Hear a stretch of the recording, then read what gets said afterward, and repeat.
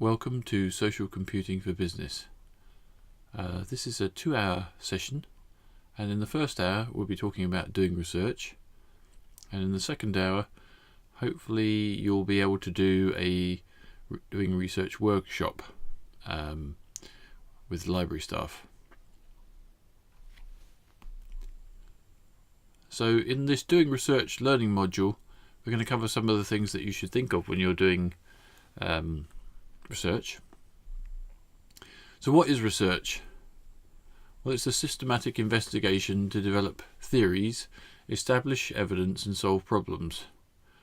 And in that we can focus on the creation of new knowledge through primary studies, creation of knowledge on the basis of previous research, and that knowledge should be cumulative. So we start off with some premises and then we add to those as we find new things out. Academic research is a multi-step process. It doesn't necessarily go from A to B in a straight line. You may find yourself returning to previous bits of research as you refine your topic. So how do you do research? Well, choosing and focusing on a research topic is obviously an important part of it. You look for background information about your topic, books and articles that will give you information, and see what information you found and make sure that you can actually find the information again so that you can cite where you got it from in your final bit of work. Finding background information. You can use reference sources like encyclopedias, dictionaries, handbooks of various types to get an overview of what your topic's about, and then use this information to narrow down your area of research to focus on your research topic. And at this point you can then go and look at Wikipedia and get overviews of particular elements of the research you're doing. But a lot of people think that you shouldn't use that as an academic source later on in the research process and should never cite it by referencing. There's a debate about that, really. There isn't a lot of research which shows that Wikipedia is less accurate than other more formal ways of providing information. At least over the long term. In the short term, possibly. So finding books and articles. Well, you can go to the university library, and there is a this research aid at the top right. And if you start off in the discovery mode, here we've typed in social media, and we can then click search, and a whole series of publications will come back. There are a few other things like referencing at Portsmouth you can access from the library website. We'll come back to that in a second. And you can also get used books for sale here. So find that website as you normally would do at that URL. Now, you can also refine your results. So here's some results that came back from social media. This is a book, academic journal. Another academic journal there. So once you've found some things that you might be interested in researching, then you can maybe expand or restrict your search. So here we've got an unlimited series of dates. You might want to restrict it down to only a certain time period that you were looking at. So you might also want to look for full text online. If you only find those searches where you can get the full text online, such as here we've got PDF full text. You can also use Google Scholar. So there's the address, and if you decide you only want to look at the articles, include patents, particularly if it's social media, you might have some patents that might be of interest. Less likely that you'll be interested in case law with that topic, but there are others where you might be. And you just type in your search and see what comes back. Now you want to cite important literature when you find it, and so here is an article, and this particular bit of research by Canellis, Lycett and Paul. It's very important. It was done in 1999, and there will be a full reference in the reference list at the end of the article, which you can then cite in your reference list at the end of your bit of research, should it be of use, should it be proved to be a useful bit of research for your project.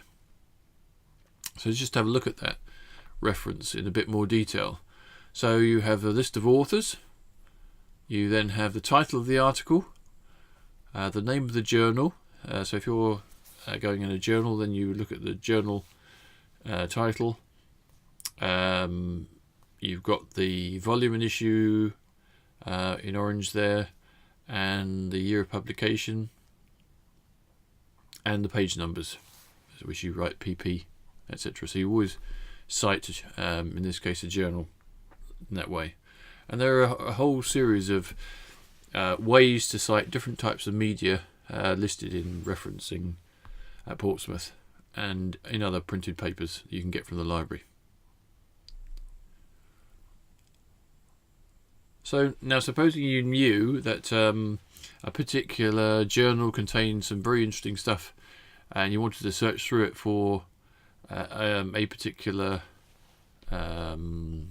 topic, then you can type that in the e-journals part of the tool on the top right of the university website, library website, and that will then lead you on to some topics. So here again we've got a reference to Palgrave Macmillan journals.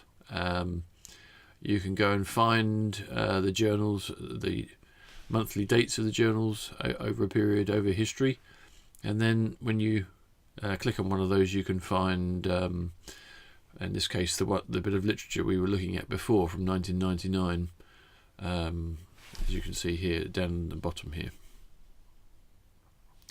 Okay, so you need to cite the information you use. So there should be an in-text citation, as you've just seen, the full reference, which should be found in the reference list of your document, and you should have both. There are different styles of citations. Normally I would ask for Harvard APA referencing style. So if you want to go and find out what the reference is for a particular bit of media, you select your source, and then referencing at Portsmouth will allow you to see the kind of format. And there's a lot more that you can do here, so follow this link down here to get to referencing at Portsmouth.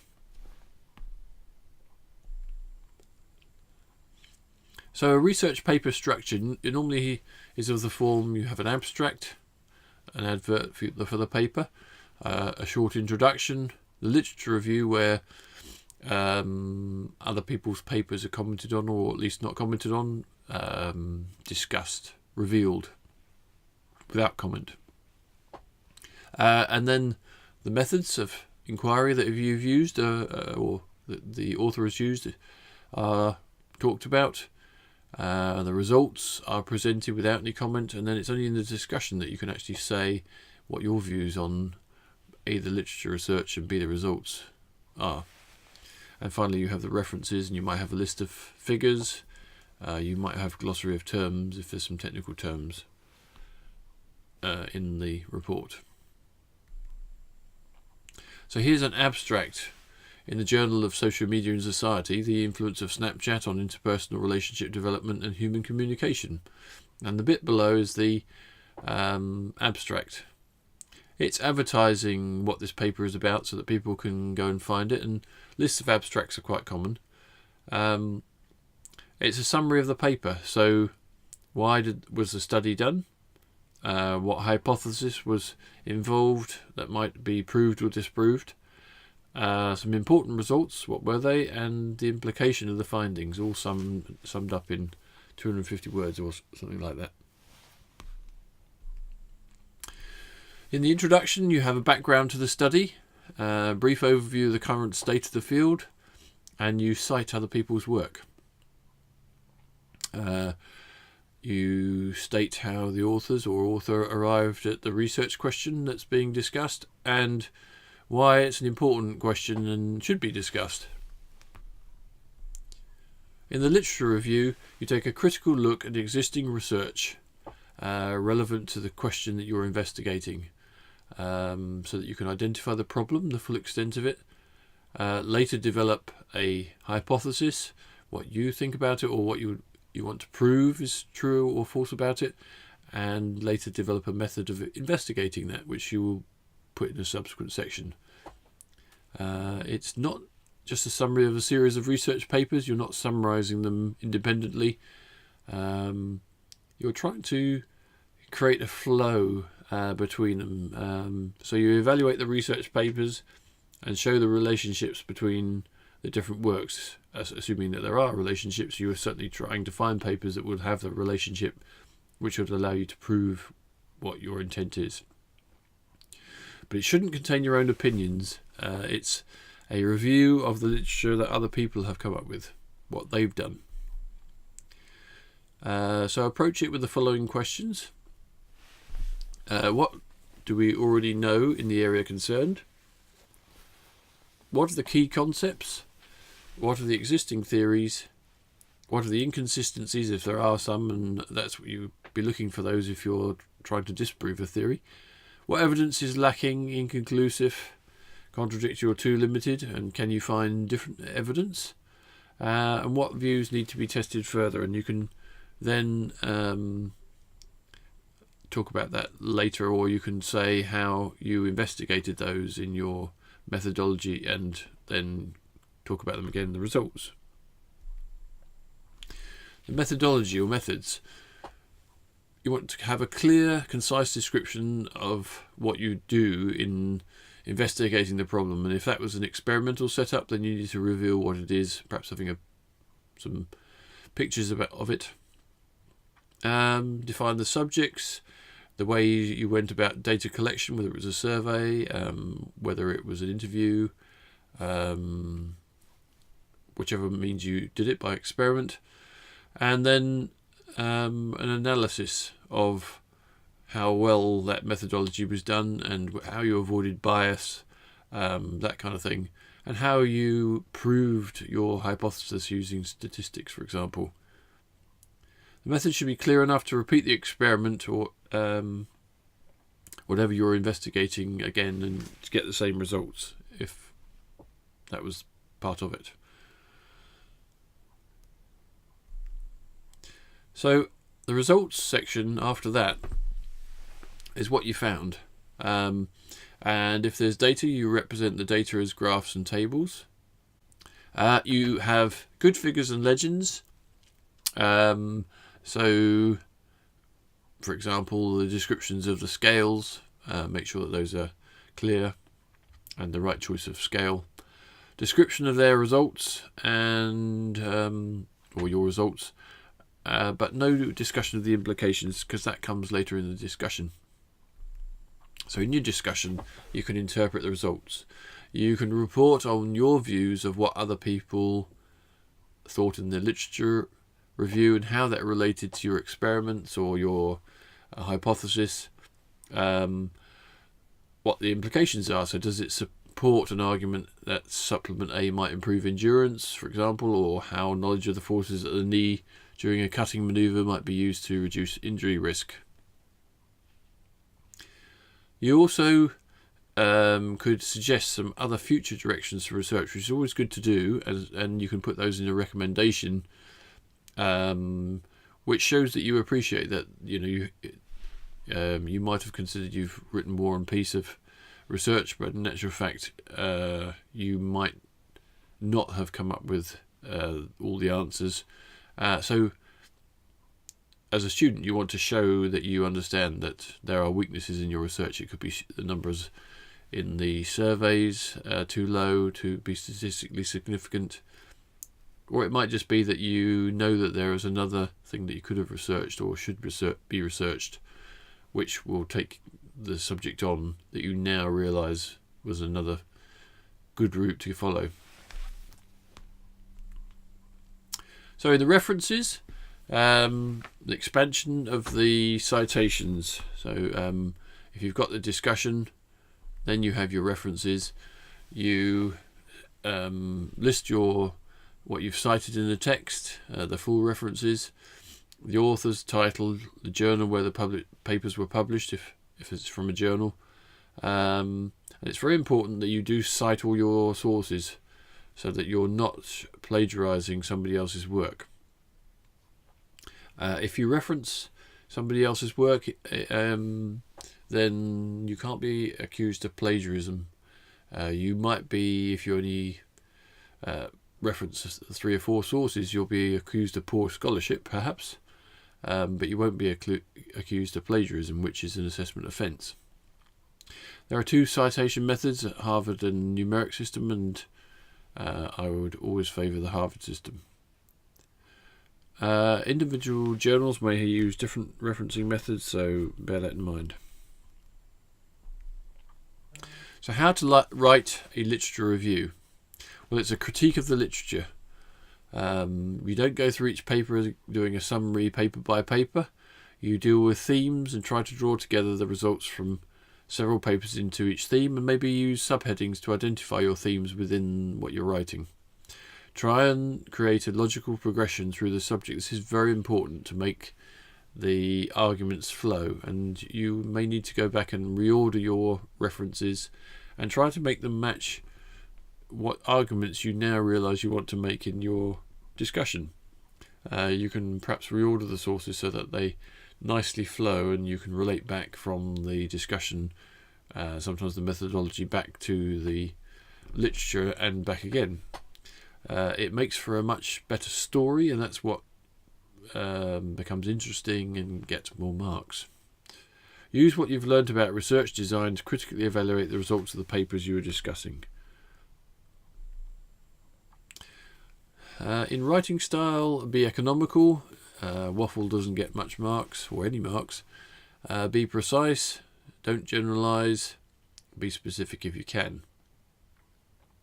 Don't use the word however more than once in a paragraph, because if you do, it's kind of like, and if you're, for other reasons as well, you're changing the direction of an argument twice in one paragraph, confuses the reader and makes the writing the report seem dense and something that people are not so keen to read.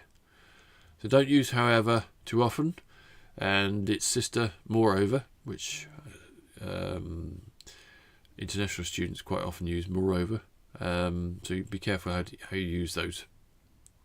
Use a thesaurus for synonyms, so we can see lots of similar words, if that helps to kind of make it read better and also to find better meanings. Keep technical terms down to a minimum. You may need to have a glossary of terms to explain to a novice reader, as your report might go to, what the terms mean, if you have to have them. And avoid colloquialisms, which is a word or phrase that is not formal, literary, and is used in ordinary or familiar conversation. Try to be scientific in the way you're reporting. So you can go to the university library. Sue Stevenson is the business librarian. You can call the general library number 3228 and be put through to her. There's quite a lot on the library website. When you do your workshop for the library in research, then you have better time to explore that. We also have in the business school PBS study support, and their details are there. And the link at the bottom is a video to the study support staff showing and describing what they do. So well worth watching. And for some people it can be really excellent time spent with that team. For more help, there are lots of websites that have got library sites and lots of resources, and here's one particular one, the Virginia Tech library has lots, and kind of in the same area as. So if you're looking for social media, then yeah, good to look. Remember to record where your sources came from. So the use of EndNote or an equivalent application is very valuable. That way you won't have to spend time trying to find that very valuable source that you rely on again and again in your argument, which you now can't find anywhere. So that is doing research, and now I would like you to go off and attend a workshop in the library on doing research with the business librarian Sue Stevenson. What we'd like you to look at is finding literature, journal articles, books, ebooks and other literature, and using EndNote for referencing, which, as I say, will make your life easier by not having to go and do the same work twice. Use the techniques that we've just covered to research your coursework and use Harvard referencing style. So that's it. Thank you very much, and good researching.